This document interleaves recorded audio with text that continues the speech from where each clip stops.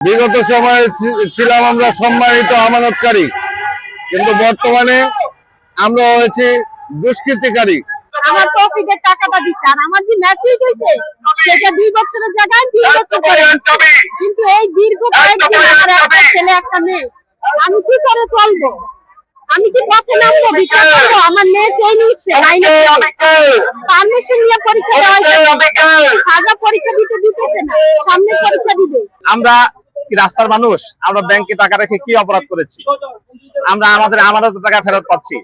আমরা আজকে দীর্ঘ 8 মাস থেকে রাস্তায় দাঁড়ে ঘুরছি।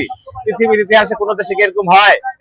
আজকে বর্তমানে দেশে যে রাষ্ট্রনায়ক রয়েছে মাননীয় প্রধানমন্ত্রী জনাব তারেক রহমান, আপনি বিষয়টা একটু নজরে দেন, একটু আমাদের দিকে তাকান। আমরা তো এই দেশের জনগণ, আমরা তো এই দেশের প্রজা, আপনি যেহেতু এই দেশের রাজা, আপনি একটু আমাদেরকে নজর দেন। তাদের উপর আমরা অনেক বিশ্বাস করে আমরা এখানে টাকা রেখেছি, আমাদের কষ্টার্জিত টাকা আমরা এখানে রেখেছি, কিন্তু তারা আজকে আমাদেরকে হেয়ার কাটতে বাতিল করছে এবং আমাদের কোনো রকম কোনো মূল্যায়ন করছে না। একমাত্র সরকার ছাড়া এই ব্যাংকটা দাঁড় করা কোনো ক্ষেত্রে সম্ভব না। এখন সরকার কি করতে পারে আপনি প্রশ্ন করেন?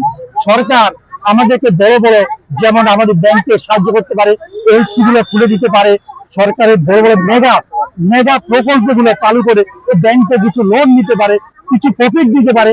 আমরা যারা পুরো আমানতকার আছি আমাদেরকে সামান্য একটু লেনদেন করো, স্বাভাবিক লেনদেন করো, ঈদের আগে চালু করে দেখ, হেয়ার কাটটা শিডিউল করে দেখ, ইনশাআল্লাহ এই ব্যাংক এক সময় আমাদের এই যে সিটি ব্যাংক একসময় দুর্বল ছিল, আজকে সিটি ব্যাংক নাম্বার 1 হয়েছে।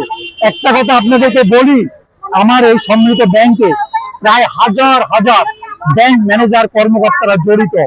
ওনাদেরও তো পরিবার আছে, ওনারও তো সংসার আছে।